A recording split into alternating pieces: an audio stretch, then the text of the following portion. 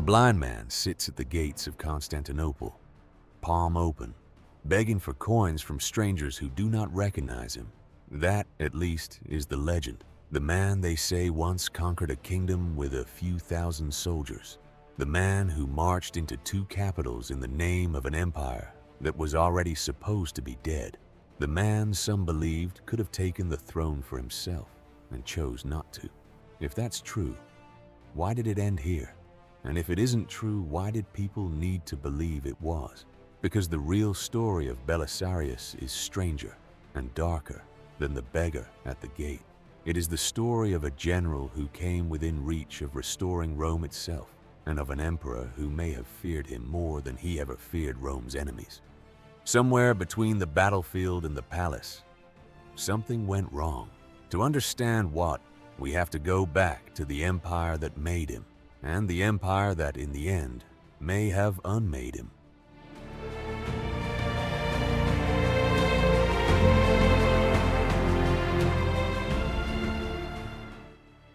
By 476 AD, the Western Roman Empire was gone.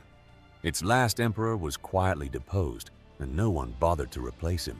Rome, the city that once ruled from Britain to Mesopotamia, was now just another prize fought over by Germanic kings.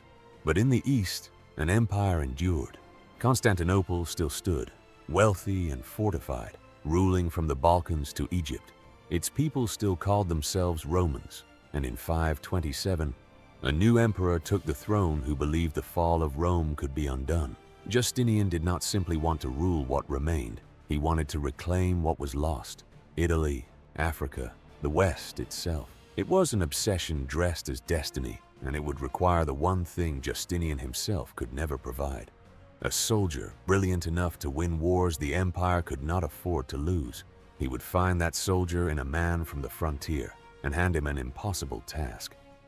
Belisarius was born around 500 AD in Thrace, on the empire's rough northern edge. Far from the marble halls of Constantinople, almost nothing is known of his early life. No dramatic origin, no prophecy, no recorded childhood at all. He simply appears in the sources as a young officer, already noted for skill and discipline while still in his 20s. He rose quickly, too quickly, some at court whispered. By his late 20s, he commanded armies, a position usually reserved for men decades older. Justinian trusted him almost immediately, a trust that would define and eventually threaten both their lives. Belisarius married Antonina, a woman with connections deep inside the palace, closely tied to Empress Theodora herself. It was a marriage that gave him access to power, and later a vulnerability that power could exploit. He was untested at the highest level. Persia was about to test him. In 530, a massive Persian army marched toward the Roman frontier fortress of Dara, expecting an easy victory. Belisarius, still only in his mid-20s, commanded a force that ancient sources describe as significantly outnumbered. Instead of meeting them in open battle, he ordered his men to dig. Trenches, angled and irregular, broke up the ground in front of the city, a battlefield built to punish an enemy who relied on numbers and momentum. When the Persians finally advanced, they found their formations breaking apart on terrain built to break them. At the critical moment, Belisarius unleashed his Hunnic cavalry in a flanking strike the Persians never saw coming. The result was one of the rare, clear Roman victories over Persia in a generation. Won not through brute force, but through a battlefield engineered like a trap. It was a stunning debut. It would not be his last engagement with Persia, nor his last near disaster. At Callinicum, not long after, Belisarius suffered a costly withdrawal against a Persian force that caught him at a disadvantage. It should have ended a young general's career. Instead, Justinian kept him. The emperor was already building something far larger for Belisarius to do, and he needed him more than the setbacks seemed to justify. Some historians see this moment as the first sign of just how deep Justinian's confidence in his general ran. Others see the first quiet seed of dependency Justinian would come to resent.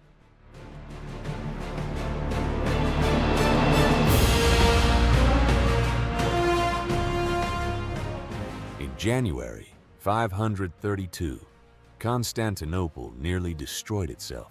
The Hippodrome, the great chariot racing arena at the heart of the city, was the stage for a rivalry between two political athletic factions, the Blues and the Greens. Ordinary disputes between them turned, almost overnight, into a full uprising against Justinian's government. Rioters set fires across the city.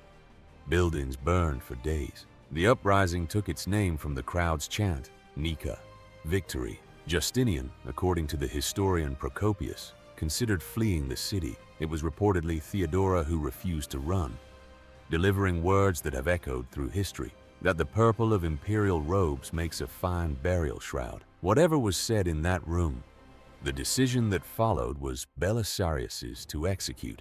He led troops into the packed Hippodrome, and in the violence that followed, tens of thousands of people are estimated to have died, a number ancient sources give as around 30,000, almost certainly an approximation rather than an exact count. It was not a battlefield victory. It was a massacre that saved an emperor's throne, and it proved something to Justinian, that Belisarius would do what needed to be done, without hesitation, without question. That obedience would soon be tested on a much larger stage, an ocean away. North Africa had been Roman territory for centuries before it fell, in the 5th century, to the Vandals, a Germanic people who established their own kingdom around the old Roman city of Carthage.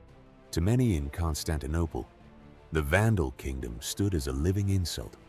Fertile, wealthy, formerly Roman land, ruled by outsiders. In 533, Justinian sent Belisarius across the sea, with a force historians estimate at roughly 15,000 men. A gamble, given how badly a previous Roman invasion of Africa had failed decades earlier. It should not have worked. It worked spectacularly. At Ad Decimum, Belisarius caught the Vandal forces divided and unprepared, scattering them before they could organize. At Tricamarum, he shattered the main Vandal army entirely. King Gelimer fled into the mountains, and within months, an entire kingdom that had stood for a century collapsed. Belisarius returned to Constantinople with Gelimer in chains and the treasury of a vanished kingdom as tribute. It was one of the most complete military reversals in Roman history, a lost province recovered in less than a year. But Africa was only ever meant to be the beginning. Justinian's true obsession lay further north, in the city that gave the empire its name. Italy, since the collapse of the Western Empire, had passed into the hands of the Ostrogoths, a Germanic kingdom that had, in its own way, preserved much of Roman administration and law. To Justinian, none of that mattered.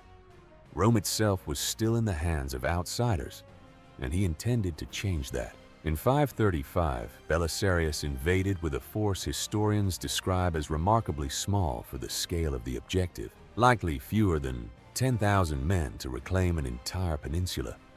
He took Sicily quickly, then moved north to Naples, a heavily fortified city that refused to surrender.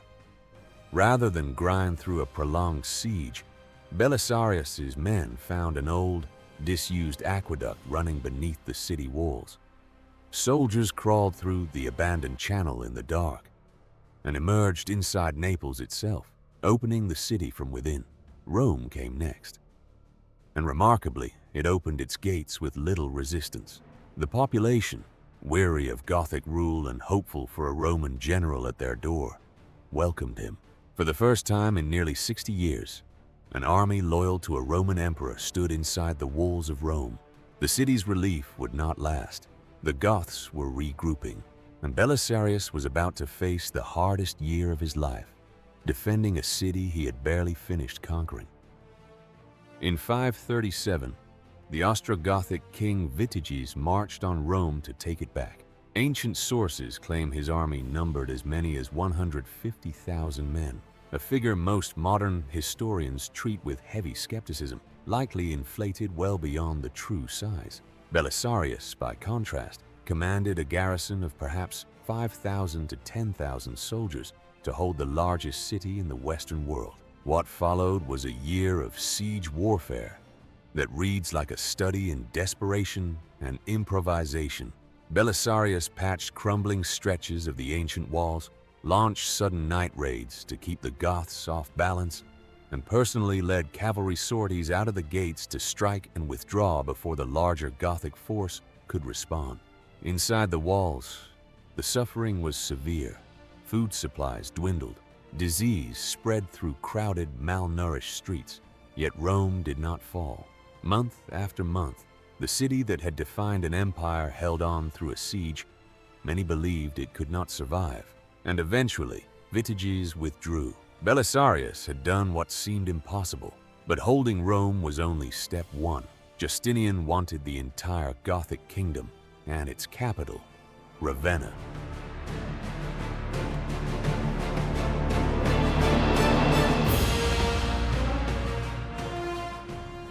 By 540, the war had turned decisively against the Goths.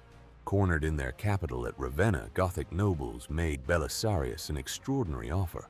They would recognize him as Emperor of the West if he ended the war on their terms. Belisarius appeared to accept. It was, in reality, a deception. Once inside Ravenna's walls, he claimed the city not for himself, but in Justinian's name, ending the Gothic kingdom in Italy, without the need for a final bloody assault on its capital. It should have been remembered as his greatest triumph, a bloodless conquest, secured through nothing but nerve and calculation. Instead, it planted a seed of suspicion in Constantinople that would never fully go away. Because the offer had existed, the Goths had believed, even briefly, that Belisarius might take a throne for himself. And somewhere in the palace, Justinian began to wonder whether his general's loyalty was a matter of choice or simply a matter of timing. Belisarius returned from Italy as arguably the most celebrated man in the empire, next to the emperor himself. That popularity, historians widely agree, was itself a problem for Justinian. He was recalled from Italy and sent instead to fight Persia again, a demotion dressed as a new assignment. Court intrigue thickened around him. Antonina, his wife, became entangled in scandal and political maneuvering involving Theodora, complicating Belisarius' standing even further. He was, for a time, stripped of his personal bodyguard and much of his household, a calculated humiliation for a man who had conquered 2 kingdoms. Meanwhile, in Italy, everything he had won began quietly falling apart. A new Gothic leader, Totila, rose to challenge Roman control of Italy, and this time Belisarius was sent back with a fraction of the resources he'd had the first time. Historical accounts describe chronic shortages, too few soldiers, delayed pay, insufficient supplies from a treasury Justinian was pouring into other projects and other wars. Rome fell to Totila. Belisarius, still brilliant tactically, found himself winning skirmishes he could not convert into lasting victories. Undone not by the enemy but by an emperor, unwilling to properly fund the war he himself had ordered. It is one of the stranger patterns in Belisarius' career. His failures late in life align less with declining skill and more with declining support. Whether that was caution, jealousy, or simple financial strain on Justinian's part remains debated among historians to this day. Eventually, Belisarius was recalled from Italy again, his final campaign there ending not in triumph but in stalemate. In 559, with Belisarius long retired from active command and well into his 50s, a force of Hunnic and Bulgar raiders pushed toward Constantinople itself, threatening the capital directly. Justinian, with the regular army stretched thin elsewhere, turned to the one man he had spent over a decade sidelining. Belisarius assembled what forces he could, reportedly a small improvised body of guards, veterans, and even civilians, and met the invaders in the field. He won.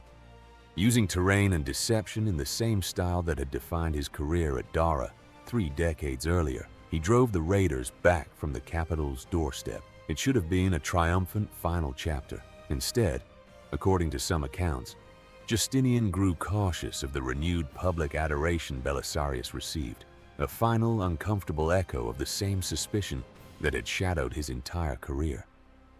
This brings us back to where we began, the legend of the blind beggar. reduced to poverty, sitting outside the walls of the city he once saved. It's a powerful image, and almost certainly not true. The story of Belisarius being blinded and disgraced by an ungrateful Justinian appears nowhere in the reliable contemporary sources from his own lifetime. It emerges centuries later, growing in popularity through medieval and later retellings that turned him into a moral parable about the cruelty of ungrateful power. The phrase associated with the legend, "Date obolum Belisario," give a coin to Belisarius, became a European artistic motif, painted and written about for centuries, long after any historical basis could be verified. Most modern historians view the blinding story as a later legend, not a historical event. What we know for certain is far less dramatic, and in its own way, far sadder.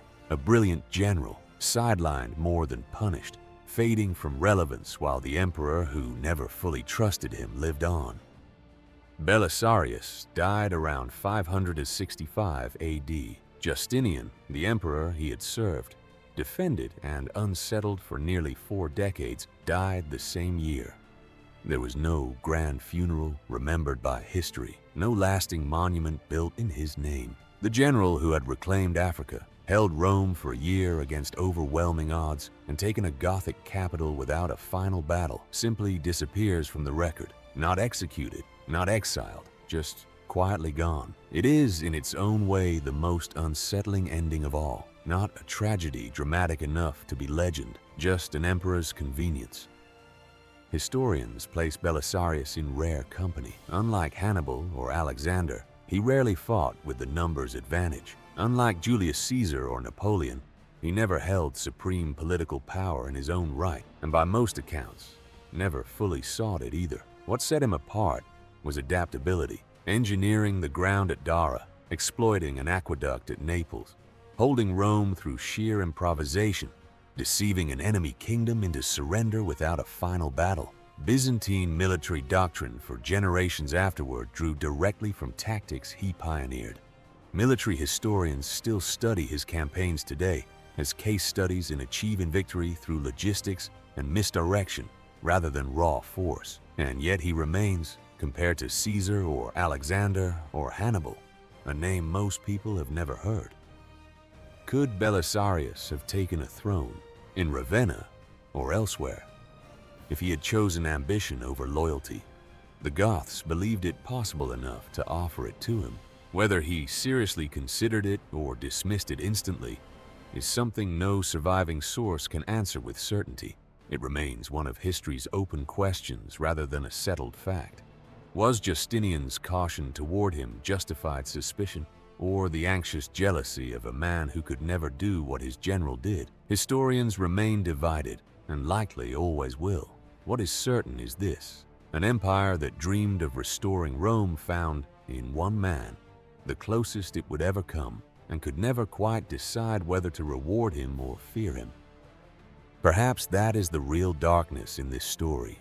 Not a betrayal, not a blinding, not a beggar at a gate. Those are myths built to give the ending drama it never actually had. The truth is quieter and somehow harder to sit with.